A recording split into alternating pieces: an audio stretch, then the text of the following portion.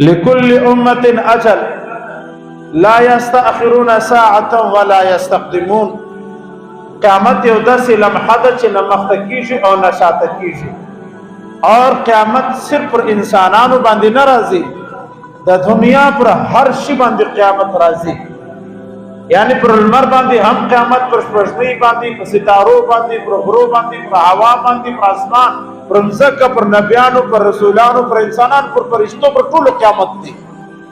دا ته وایي نبأ عظیم، خطرناک خبره، ډېر لوی علامت اور ډېر لوی شی د اسلام هغه قیامت دی. عزیزانو قیامت کله راځي؟ ان الله عنده علم الساعه.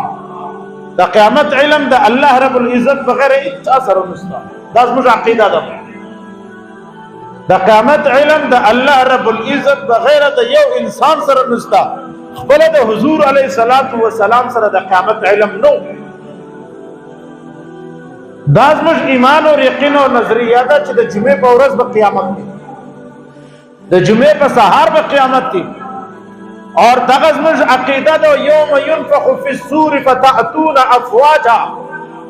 موږ به د قبرو سره راوځو لکه ملخان. وحشرت الارض، د مځکې سره به راوځو لکه ملخان. دا زموږ عقیده او ایمان ده. لیکن په کم وخت کې به کله به د دې علم د الله نه ما سوا د بل چا سره نشته. حدیث کې لفظ راځي من اشراط الساعه، اشراط ساعه، علامات قیامت. هغه حضور علیه الصلاۃ والسلام بیان کړی دي. موږ د نن د جمعې مختصره خطبه ان شاء الله الرحمن علامات قیامت باندې، علامات قیامت باندې سر خلاصولو سره مخکې عزیزانو دې خبره سر خلاص کی چې د قیامت درې قسمه علامات دي: علامات صغرا، علامات وسطا، علامات کبرا. علامات صغرا کشنی کشنی علامتونه، علامات وسطا درمیانی قسم علامتونه، اور علامات کبرا غټ غټ علامتونه. زموږ نن تقریر کې صرف علامات صغرا اور علامات کبرا، علامات صغرا اور علامات وسطا درمیانا اور د کشنی کشنی علامتونه دا بس موږ موضوع ان شاء الله. علامات کبرا باندې کا وخت بل وخت ان شاء الله. عزیزان محترم، علامات د قیامت سرکار دو عالم صلی اللہ علیہ وسلم د حضرت ابو ہریرہ رضی اللہ تعالی عنہ په حدیث کی پنځه بیان کړی دي. حضرت حذیفہ بن اسید رضی اللہ تعالی عنہ پر روایت کی پنځه بیان کړی دي. اور اسو علامات د حضرت علی رضی اللہ تعالی عنہ پر روایت کی موجود دي. یو دو درې علامات د حضرت عمر بن خطاب پر روایت کی موجود دي. تقریبا چې دا ټول سره راجمع کې 15 3 دا 28 یا د دیش پورې دغه علامات سرکار دو عالم صلی الله علیه وسلم بیان کړي. لیکن عزیزانو د نن خطبه به یادوي، د نن خطبه به خپل په ذهنو کې یادوي. اور دغه علامات قیامت چې موږ نن بیانو دا به خپل په معاشره، خپل په کور، خپل په ځان کې ګوري چې آیا دغه علامت زما ایمان او کور لره رسیدلی دي که نه را رسیدلی. زه د دغه علامت په اور کې سوځم او که نه سوځم، دا به ما او تا په خپل ځان او په خپل معاشره کې ګورو. حضور علیه الصلاۃ والسلام فرمایل یتقارب الزمان، حضرت ابو هریره رضی الله تعالی عنہ روایت دی، یتقارب الزمان، زمانہ به قریب قریب سی. قریب قریب معنا دا حضور علیه الصلاۃ والسلام فرمایل د قیامت کشنی علامت دادی، درمیانه علامات وخت بیانو. کشنی علامتو کی یو علامت دادی. ابو هریره فرمای یتقارب الزمان، زمانہ به قریب قریب سی. علماء د دې تشریح لیکل د محدثینو لیکل دا زمانہ به قریب قریب سی. مطلب دا نه دی چې سحر او ماښام به سره ګډ سی.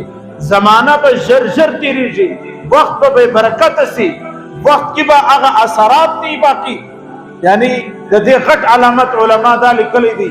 ستا به سهار راپور څخه 15 کار به په ذهن کې، یو کار به وکړي 4 به صفات دي. دې ته وایي تقارب الزمان، وخت به ژر ژر تیریږي. اور نن تقریبا دغه علامت پوره دي.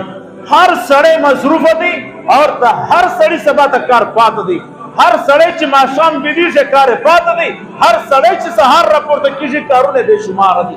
دا علامت دی د قیامت. یتقارب الزمان چې زمانه قریب شوی ده. دا اولنۍ علامت صغرا. دویم علامت حضور علیه الصلاۃ والسلام فرمایل ويقبض العلم، علم به پورته سي، علم به پورته سي. صحابه ورته فرمایي یا رسول الله صلی الله علیه وسلم قرآن به نه؟ نبی علیه الصلاۃ والسلام ورته فرمایل چې علم به پورته سي بقبض العلماء، د علما په پورته کېدو پسې. علما به پورته سي، د علم هغه ښه ناموره شخصیات، د علم غرونه اور د علم سمندر شخصیات چې هغه به د دنیا څخه پورته سي. نن خلک وایي پخوا دونه علم نه و لکه نن چې څونه علم شته، پخوا دونه تبلیغ نه و، دونه تعلیمونه نه و، دونه مدرسې نه وې علم. لیکن یاد وساتئ عزیزانو دا صرف ظاهري اسباب دي، ورنه د نن په دور کې یو امام غزالی څوک ثابت کی، د نن په دور کې یو امام رازی څوک ثابت کی، د نن په دور کې یو امام احمد بن حنبل څوک ښکارا کی، د نن په دور کې یو امام شافعي څوک ښکارا کی، د نن په دور کې یو څوک امام مالک ښکارا کی، د نن په دور کې څوک امام ابو حنیفه رحمت الله تعالی علیه رقم د علم یو لفظ ښکارا کی، د نن په دور کې څوک مولانا قاسم نانوتوی اور حضرت رشید احمد گنگوہی اور حضرت اشرف علی تهانوی رحمت الله تعالی علیه مجمعین دغه علوم سلاطین وای، دته د علوم بادشاہ وای. د نن په دور کې څوک ښکارا چې دا علما مجلسونه لګېدلې دي، هر ځای مجلسونه ستا، د مؤمنانو اجتماعات ستا، لیکن الته علما نستا، علم نستا. حضور علیه الصلاۃ والسلام فرمایلی دي یقبض العلم بقبض العلماء. الله رب العزت په علم پورته کی، نن علم پورته شوی دی. په دا مسجد کې په دنیا کې څومره مسجدونه دي، دا څومره خلک چې مسجدونه را روان دي د قرآن د یو آیت د ترجمه طاقت نه لري. بقبض العلماء، عالمان پورته شوي دي، علم پورته شوی دی. دا دویم علامت دی عزیزان. حضور علیہ الصلوۃ والسلام سیدنا ابو ہریرہ رضی اللہ تعالیٰ عنہ فرمائی وتظہر الفتن، اور فتنے بظاہر سی، فتنے بظاہر سی. ایمانداری باندې وای چې دغه علامت نن پردي کنا د صرف او صرف علامات درته اشتم بیا تاسو خپل سوچ پر کوئ. فتنے بظاہر سی، ایمانداری سره نن فتنے ظاهر دي.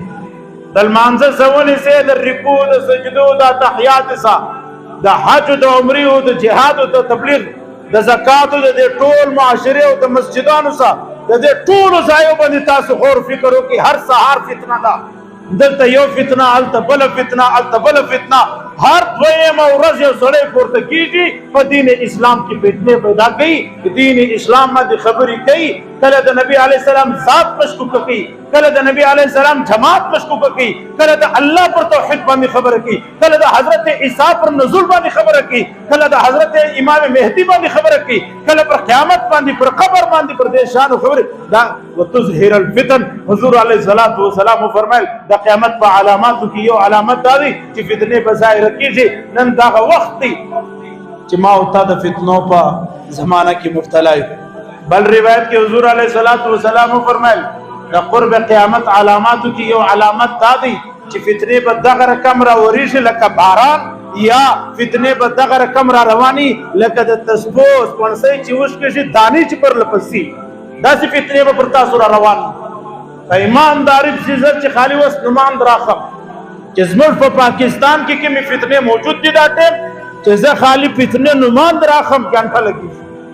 منکرین قرآن هم ستا، منکرین حدیث هم ستا، منکرین عذاب قبر هم ستا، منکرین آخرت هم ستا، منکرین مرگ هم ستا، اور مختلف فرقے اور فتنے جوڑ سوی دی. تظہر الفتن. حضور علیہ الصلوۃ والسلام فرمائے کہ فتنے با ډېرې زیاتې شي. اور پنځم نمبر حضور علیہ الصلوۃ والسلام فرمائے ويكثر الحرج، حرج به زیات شي. یو صحابی ورته فرمایي یا رسول الله صلی الله علیه وسلم مل حرج، حرج چشته وای؟ نبی علیہ الصلوۃ والسلام ورته فرمایل القتل، قتل بزیات شي. نبی علیہ الصلوۃ والسلام دا ټول شان د قیامت علامات بیان کړی دي. نو نن خپل په معاشره، خپل په کور کې وګوره چې ستا په معاشره، ستا په کور کې دغه علامات ستا که نه ستا، او کچیرې دغه علامات اور دغه شان ستا په کور، ستا په معاشره کې ستا، نو بیا ته د قیامت په سهار او په ماښام کې وخت تیرې تعالی په کار دا دی چې ته د آخرت تیاری وکړې. لہذا عزیزان محترم یو بل روایت کې نبی علیہ الصلوۃ والسلام فرمایلی دي یشبهن النساء بالرجال وشبه الرجال بالنساء. حضور علیہ الصلوۃ والسلام فرمایل چې زنانه به د مردانه په مشابهت سي، مردانه به د زنانه په مشابهت سي، یعنی مردانه به زنانه لباس اغوندي، زنانه انداز به اختیاری اور زنانه به مردانه انداز اختیاری. نن په ایمانداری باندې راتو اسما استا په معاشره کې دا شی موجود دی او کنه دی موجود. د زنانو لباس د سړیانو پر کم، د سړیانو د ځوانانو لباس د زنانو پر کم باندې، یعنی د نن سبا معاشره ځوانان هم ریشم لباس استعمالي اور ریشم لباس د زنانو دی کړه استعمالي. د زنانو علامت دی غوږ کې کړه اچي یا خوشحالي اچي ځوانان دا علامت دی د دې شي. په غاړه کې لکټان اچولې دي، په غاړه کې سپنسي اچولې دي اور